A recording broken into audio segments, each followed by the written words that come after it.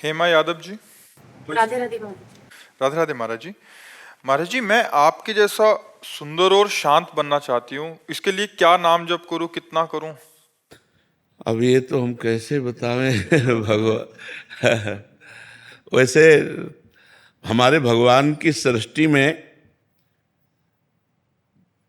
खांचा तो बहुत है, लेकिन एक जैसा खांचा नहीं मिलेगा आपको।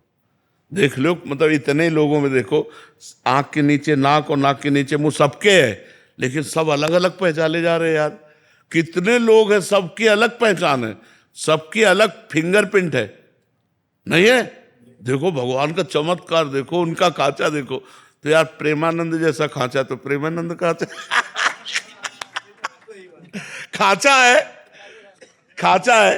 भगवान अपने जो सृष्टि में खांचे बनाए हैं वो अनंत खांचे, पर सब अलग अलग खांचे हैं। हाँ, हमारी बात मानकर जहां हम पहुंच सकते हैं वहीं आप पहुंच सकते हैं।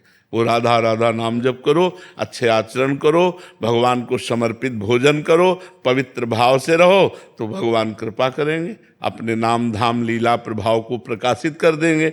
वहीं पहुंचेंगे जहां हम पहुंचेंगे।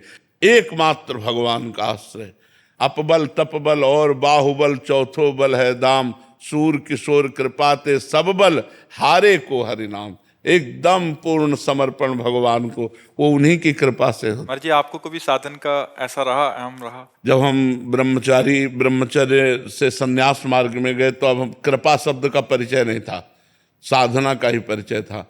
जब वृंदावन की रस पद्धति में आए तब कृपा शब्द का परिचय मिला कि कृपा क्या होती है और साधना क्या होती है। कई जन्म लग जाएं लेकिन शरणागति नहीं हो सकती।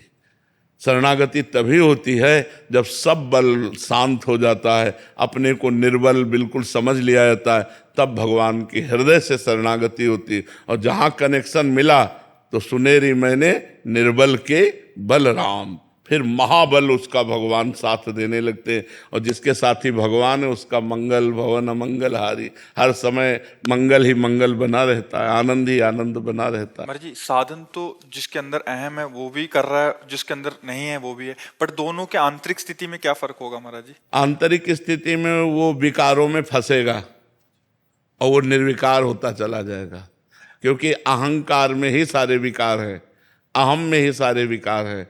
और अहं संस्कृति मूल सूल प्रदनाना, सकल शोकदायक अभिमाना, ताते करें कृपा निधि दूरी, सेवक पर ममता अति भूरी। भगवान अपने भक्त के हृदय में अहंकार नहीं रहने देते, जो अहंकार होता है उसे नष्ट कर देते हैं। जब तक अहंकार रहता है तो भ्रष्ट होने के पूरे चांस हैं, और जहाँ अहंकार खत्म हो गया तो फिर ऐसे गोद में रखते हैं भगवान, करो सदा तिनके रखवारी, जिम बालक राखे महतारी। अहंकार बहुत निंदनीय है और त्याज्य है, क्योंकि अहंकार से ही बड़े पूज्य जनों का अपमान हो जाता है, बड़े बड़े अपराध बन जाते हैं, गुरुजनों के प्रति अपराध बन जाते। देखो, अगर थोड़ा अहंकार आ जाए तो नारद जी जैसे महात्मा में भी दोष उत्पन्न हो जाए।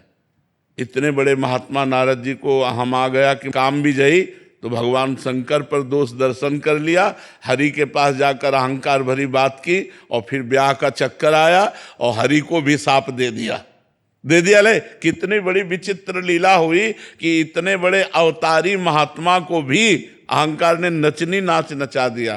केवल एक बात आ गई कि काम विजयी हूं। कोई भी अहंकार है तो नचनी नाच माया नचा देगी, और अहंकार रहित जो साधन है वो भगवान के प्रेम को प्राप्त होता है। जो साधन कर रहा है, कर तो प्रभु का ही रहा है महाराज जी, बट क्या उसके जीवन में ठाकुर जी ऐसी परिस्थिति लाएंगे घटना घटेगी उसके जीवन में जब उसका अहंकार न, मतलब आना वही है, आना वही है भगवान। या तो ऐसे समझ जाओ जैसे समझ के नहीं, जैसे गुरुदेव ने हमको अपनी शरण में ले लिया तो हम ऐसी भावना करें कि हमारा जो भजन साधन चल रहा है गुरुदेव की कृपा से चल रहा है, क्योंकि जब गुरुदेव नहीं मिले थे तो कोई भजन साधन नहीं चल रहा था। तो ये भजन साधन तो गुरुदेव की कृपा से चल रहा है, मेरे में क्या बल है? अगर ये बात आ गई कि मैं भजनानंदी, तो मैं फिर गिरना पड़ेगा, फिर कहीं ना कहीं ऐसी जगह गिरेंगे जहां पता चलेगा मैं कुछ नहीं हूं, तब आएगा हे हरि अब आप मुझे बचा लो, तो हरि उसी समय बचा लेंगे।